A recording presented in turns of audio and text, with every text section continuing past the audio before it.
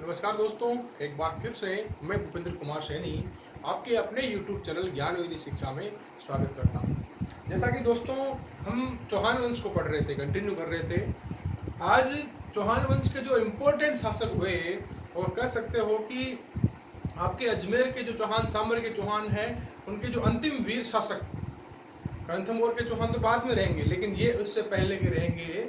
यानी कह सकते हो कि एक प्रतापी शासक जिन्होंने अपने साम्राज्य का बहुत ज़्यादा विस्तार कर लिया था, और कुछ ऐसी कारण रहे जिनकी वजह से इन्हें अपना जो साम्राज्य है छोड़ना पड़ा।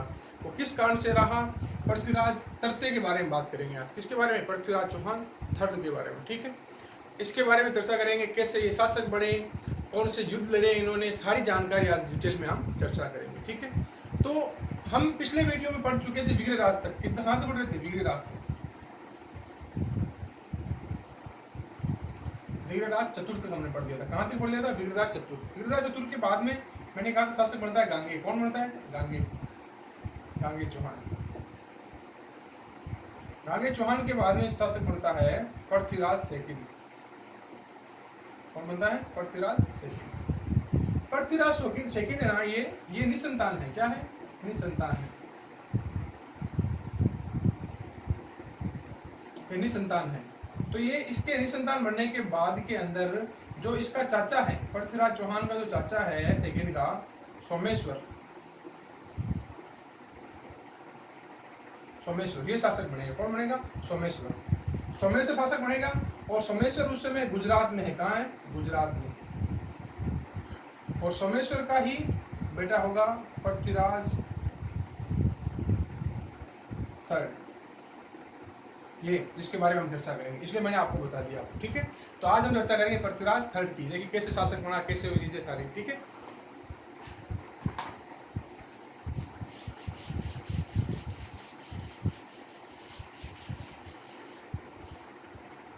इससे कार्यकाल की बात कर लें तो कार्यकाल रहता है 1177 से 1192। ठीक है, इंपॉर्टेंट फैक्ट है, ध्यान रखना। अब देखिएगा, अब बात कर लेते हैं पहले पृथ्वीराज चौहान के बारे में। इनके पिता का नाम है सोमेश्वर।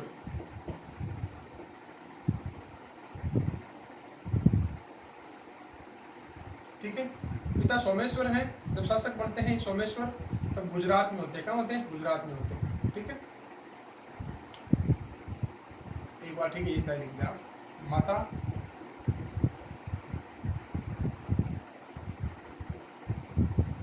कर्पूरी देवी। इस माता का नाम क्या है? कर्पूरी देवी, जो क्या है?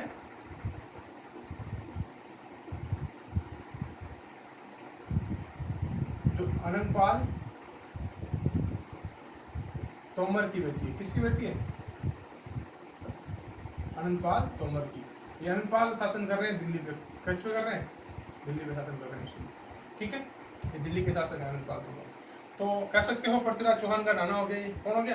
पृथ्वीराज चौहान का नाना हो गया। कौन हो गया? ये अनंतपाल तोमर। किसका? इस पृथ्वीराज चौहान का क्या हो गया? नाना हो गया। ठीक है, अब देखिएगा, इस सोमेश्वर की हत्या है, सोमेश्वर की हत्या है जो भीम सिंह द्वारा कर दी थी। किसके द्वारा? भीम सिंह द्वारा। भीम सिंह इस सोमेश्वर को मार देता है गुजरात में। ये भीम सिंह सोमेश्वर को हत्या कर देता है। सोमेश्वर क्या कर देता है? हत्या कर देता है। तो अब सोमेश्वर की हत्या होती है, तब पृथ्वीराज चौहान की आयु होती है, मैं कह सकते हो काफी छोटा होता है। लेकिन काफी छोटा होने के बाद 11 वर्ष की आयु, कितनी? 11 वर्ष की इसकी सिर्फ आयु। कितनी? 11 वर्ष की। तब ये शासन को संभालेगा, या कह सकते हो कि चौहान वंश का अगला उत्तराधिकारी नियुक्त कर दिया जाएगा। किसको? पृथ्वीराज चौहान को। तो देखिए कैसे। अब देखिएगा, बात करें तो कह सकते हो कि राज्याभिषेक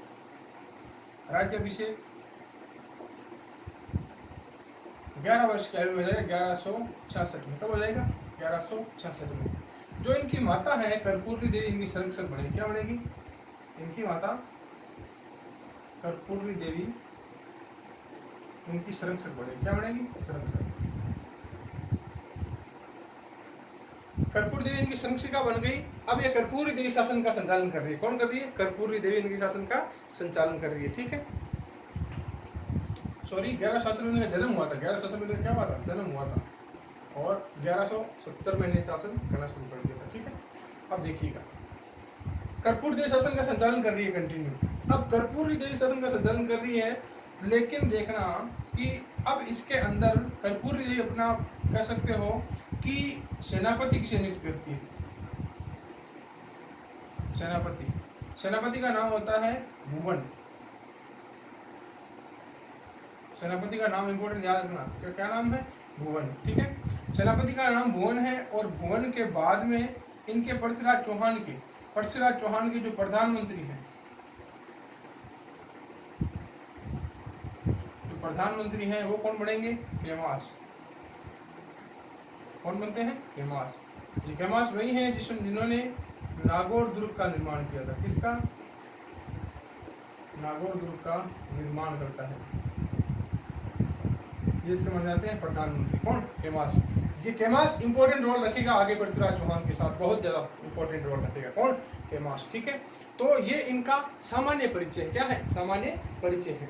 अब इनको कई प्रकार की उपाधियां भी दी गई हैं। कौन कौन सी उपाधियां दी गई हैं वो भी हम डिस्कस करेंगे कि कौन कौन सी इनको उपाधियां मिली है। ठीक है,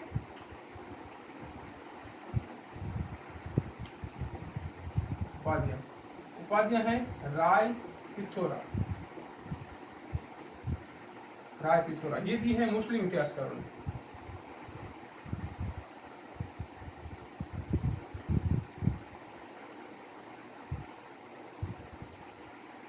ठीक है, और एक है दल गुंजन, दल थंबन कह सकते हो, क्या कह सकते हैं? दल थंबन, ये दी है हिंदू इतिहासकारों ने। तो इनकी दो प्रकार की उपाधियां होगी, राज पिथौरा और दल गुंजन। ठीक है, अब देखेंगे इसके बारे में कि किस प्रकार से इन्होंने कार्य किया, क्या चीजें की, वो सारी की सारी डिस्कस हम करेंगे। ठीक है,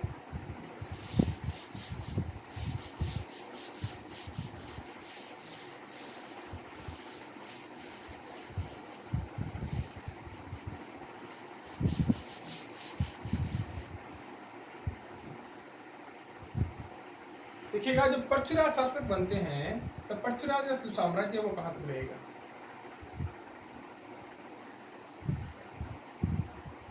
पृथ्वीराज का साम्राज्य यहाँ पे है आपके अजमेर, और यहाँ पे है दिल्ली। ये भी दो प्रदेश इनके पास है। कौन कौन से? दिल्ली और अजमेर। यहीं तक चौहान साम्राज्य का विस्तार हो रखा है। कहाँ तक? दिल्ली और अजमेर तक। अब देखो बात करें, ये सर्वप्रथम इनका एक भाई होगा यहाँ पे,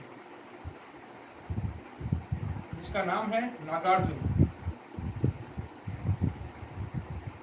ये इसका दमन कर देंगे। क्या कर देंगे?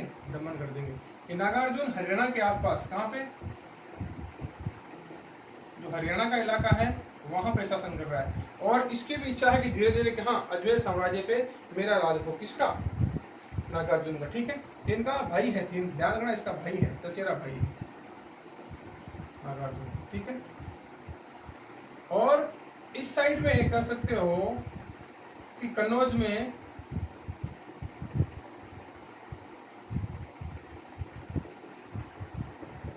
बंडानकों का दमन करेगा। किसका? बंडानकों का। ये एक जाति है, बंडानकों की जाति है, जो भी क्या है वो उस समय शक्तिशाली है। तो देखो यहाँ पे इसका ये दुश्मन बन बैठा है, यहाँ पे ये दुश्मन बन बैठा है। ठीक है, अब दूसरी बात करें तो दूसरी यहाँ पे देखिएगा कन्नौज का शासक हो गया, और यहाँ पे भी एक इसका दुश्मन है, और यहाँ पे भी एक इसका दुश्मन है। यहाँ पे है महोबा का। कौन सा? महोबा। महोबा के अंदर है परमर्दी चंदेल। कौन है?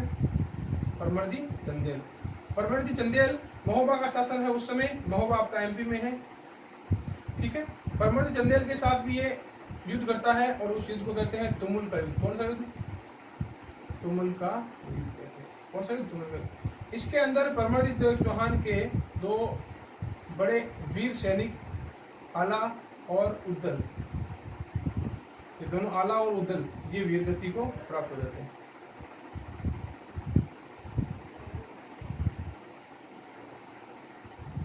ये मैं लास्ट में बताऊंगा आपको, इंटरेस्टिंग फैक्ट है इसलिए मैंने बाकी रखा इसको, ठीक है। अब देखिएगा यहाँ पर एक क्षेत्र है गुजरात, कौन सा? गुजरात। गुजरात के अंदर है भीम सिंह सेकंड, कौन है? भीम सिंह सेकंड। यहाँ पर ये इसको भी हरा देगा। गुजरात के अंदर क्या होगा? गुजरात के अंदर एक देखिएगा ये इससे दुश्मन कैसे देगा, यहाँ पर चर्चा करते हैं। यहाँ पर है आबू। आबू आबू की एक राजकुमारी है जिसका नाम है इच्छिनी देवी। क्या नाम है?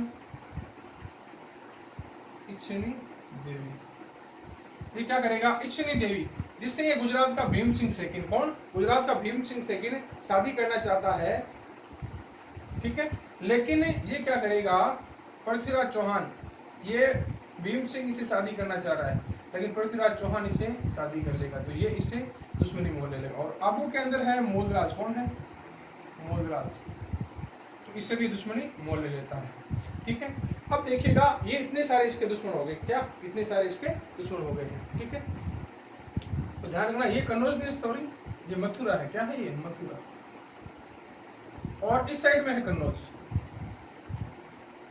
कन्नौज के अंदर शासक हैं जयचंद गढ़वाल, कौन है? जयचंद गढ़वाल। इसके एक इंटरेस्टिंग फैक्ट मिलता है जयचंद गढ़वाल के बारे में, आप सुनते भी हैं, आपको पता भी है। जयचंद गढ़वाल की जो पुत्री होती है जिसका नाम होता है संयोगिता, जयचंद चौहान की पुत्री है, क्या है? पुत्री है।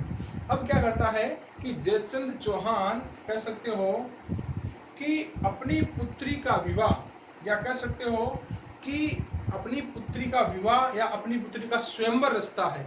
क्या रचता है? स्वयंवर रचता है। कारण क्या था स्वयंवर रचने का? पृथ्वीराज चौहान और संयोगिता के बीच प्रेम प्रसंग का होना। अब संयोगिता शादी करना चाह रही है पृथ्वीराज चौहान से, लेकिन जयचंद गढ़वाल नहीं करना चाह रहे, तो वो एक स्वयंवर का आयोजन करते हैं। किसका आयोजन करते हैं? स्वयंवर का आयोजन करते हैं। और स्वयंवर के अंदर क्या करते हैं? ये पृथ्वीराज चौहान को नीचा दिखाने के लिए पूरी तरीके से तैयारियां करते हैं। और स्वयंवर में क्या करते हैं? कन्नौज के अंदर ये राज दरबार लगाते हैं, और उसके अंदर सारे शासकों को निमंत्रण दिया जाता है, लेकिन पृथ्वीराज चौहान को निमंत्रण नहीं दिया जाता, बल्कि उसकी क्या की जाती है? जो मुख्य गेट है, कह सकते हो, क्या है? मुख्य गेट है। यहाँ पे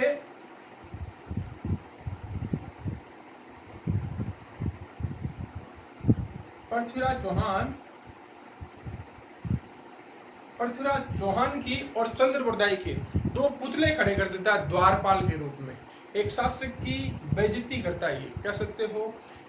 किस प्रकार कि शासक है लेकिन इनको द्वारपाल के रूप में खड़ा कर देता है, मूर्ति के रूप, मूर्ति बनाई खड़ा कर देता है, ठीक है। संयोगिता का स्वयंवर रचा जा रहा है, तो संयोगिता क्या करती है? जितने भी राजा आए थे या राजकुमार आए थे उनको क्या कर देती है? रिजेक्ट करते हुए जाके पृथ्वीराज चौहान की जो मूर्ति है उसमें माला डाल देती है। किसमें? पृथ्वीराज चौहान की। पृथ्वीराज चौहान के गले में माला डालते ही पृथ्वीराज चौहान आते हैं अजमेर से सीधा कन्नौज। कहाँ आते हैं? अजमेर से सीधा आते हैं पृथ्वीराज चौहान कन्नौज, यहाँ आते हैं पृथ्वीराज चौहान, और यहाँ से संयोगिता को लेते हैं और आ जाते हैं वापस अजमेर। यानी जयचंद गढ़वाल चाहकर भी संयोगिता और पृथ्वीराज चौहान के विवाह को नहीं रोक पाता। इससे जयचंद गढ़वाल भी काफी कह सकते हो कि एक अपना अपमान महसूस करेगा। क्या महसूस करेगा? अपमान महसूस करेगा। और यही जयचंद गढ़वाल जो तराइन का द्वितीय युद्ध होगा और तराइन का प्रथम युद्ध होगा उसके अंदर किसका साथ देगा? ये साथ देगा मोहम्मद गोरी का। इसीलिए कहा जाता है जयचंद गढ़वाल को कि कह सकते हो देशद्रोह के बारे में कहा जाता है, देशद्रोही था, या कह सकते हो ये सबसे बड़ा कह सकते हो कि एक विश्वासघाती रहा था। क्या रहा था? विश्वासघाती। तो अब देखिएगा तराइन के युद्धों की बात करें। किसकी बात करें? तराइन के युद्धों की।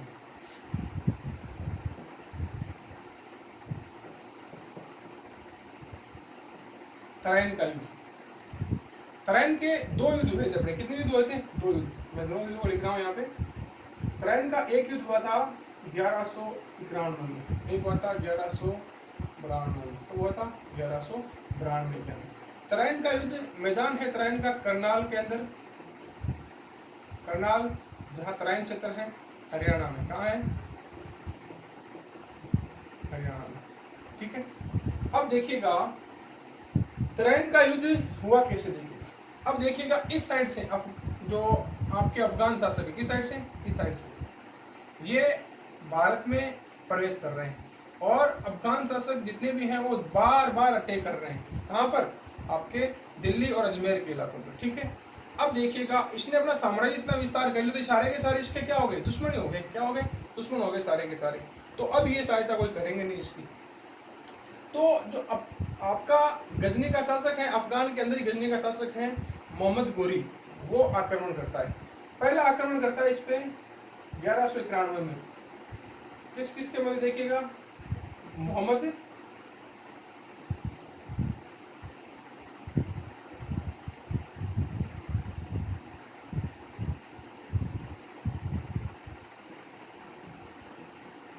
गोरी और किसके बीच में होता है? पृथ्वीराज, मैं सीधा लिख रहा हूँ पीसी थर्ड के साथ। इसके अंदर क्या होगा? मोहम्मद गोरी और पृथ्वीराज चौहान के बीच में तराइन का युद्ध होगा। कौन सा युद्ध होगा? तराइन का युद्ध। पृथ्वीराज चौहान बहुत बड़ी भारी संख्या में सेना लेके आता तराइन के युद्ध के अंदर। कहाँ पे? तराइन के युद्ध के अंदर, और इसको खतरनाक तरीके से हरा देता है। और इसके अंदर कहते हैं कि पृथ्वीराज चौहान का एक सेनापति है जिसका नाम होता है गोविंद राय। इसका पुत्री कहा जाता है, कई बार इतिहासकार पुत्री बताते हैं इसका। गोविंद राय को क्या करता है? गोविंद राय क्या करता है? जो आपका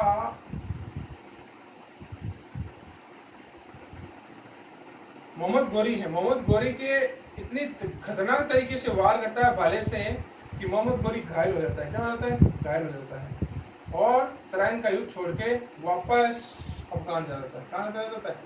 अफगान चला जाता है, या कह सकते हो कहाँ पे? आपके गजनी चला जाता है। कहाँ चला जाता है? गजनी। ठीक है, इतना खतरनाक हमला होता है। अब पृथ्वीराज चौहान ने एक गलती यहाँ पे कर दी, या कह सकते हो गलती कह सकते हो, या कह सकते हो कि अपनी दयालुता दिखाई कि पीछा नहीं किया गोरी का, गोरी का पीछा नहीं किया, गोरी का इन्होंने पीछा नहीं किया। अब ये गलती मान लो या दयालुता मान लो, कई इतिहासकार इसकी गलती मानते हैं, कई इतिहासकार इसको दयालुता साबित करते हैं। तो ये तराइन का युद्ध हो गया। अब एक साल का समय मिल गया किसको? मोहम्मद गोरी को। मोहम्मद गोरी वापस तराइन के युद्ध में आ टपकता है 1192 में। कब? 1192 में वापस आ गया मोहम्मद गोरी। कौन? मोहम्मद गोरी आ गया वापस, ये आ जाता है। और ध्यान से सुनना, अभी पृथ्वीराज चौहान यही है अजमेर में। कहाँ है? अजमेर में है। और अजमेर में है मोहम्मद गोरी क्या करता है कि अपना एक सेनापति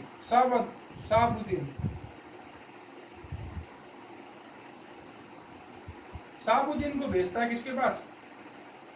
पृथ्वीराज चौहान के पास। कि क्या कहता है, ये आ तो चुका है तराइन के युद्ध में अंदर, कि ये कहता है कि अजमेर के जो पृथ्वीराज चौहान है इससे कहता है कि क्या कर लें, या तो युद्ध करें या हमसे क्या करें, आप आके युद्ध करें या हमारी मेरी अधीनता स्वीकार कर ले। मोहम्मद गोरी को कहता है।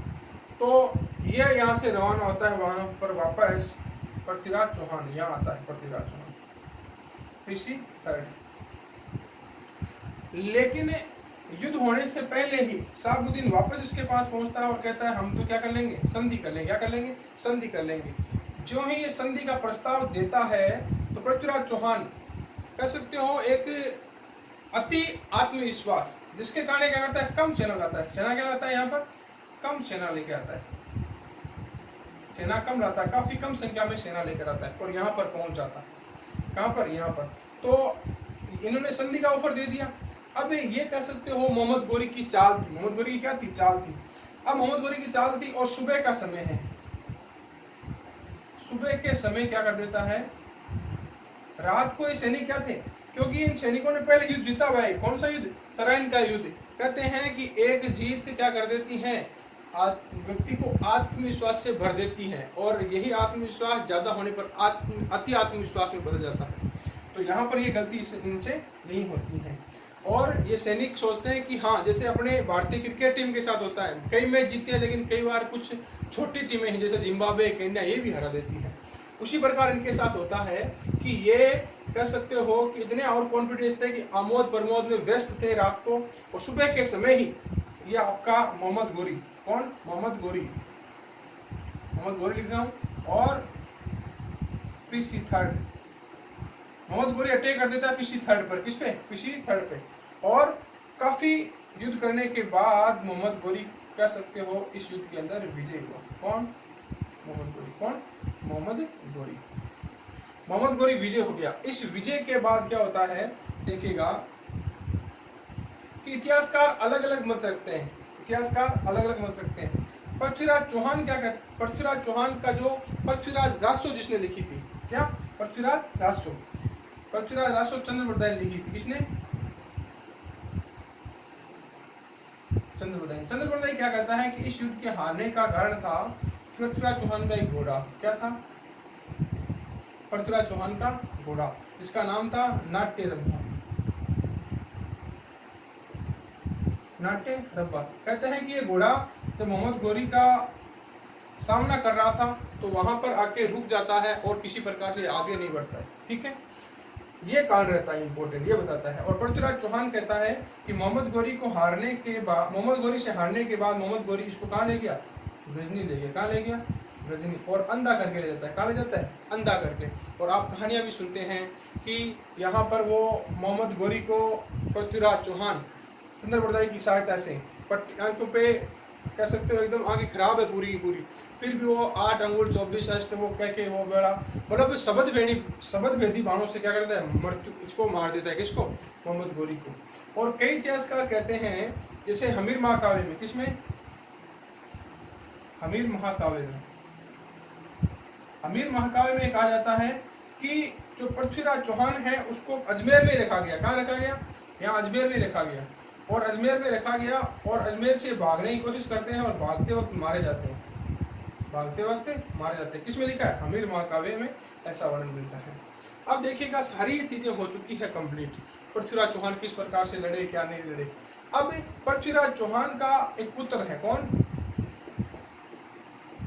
गोविंद राय। कौन? गोविंद राय। कहते हैं कि ये मोहम्मद गोरी की कह सकते हो अधीनता स्वीकार कर लेता है और ये अजमेर से, कहाँ से? अजमेर से निकलता है और अजमेर से आ जाता है ये रणथंभौर। कहाँ जाता है? रणथंभौर। तो रणथंभौर की तीसरी राजधानी बन रही है कौन सी? रणथंभौर, चौहान वंश की। कौन? चौहान वंश की। और कौन बना रहा है? गोविंद राय। कौन बना रहा है? गोविंद राय। इसके बारे में अगले वीडियो में चर्चा करेंगे, रणथंभौर के चौहानों के बारे में। तो ठीक है, हमने चर्चा कर ली है 2 चौहानों की। किस? 2 आपकी राजधानी कर ली चौहानों की। देखिएगा,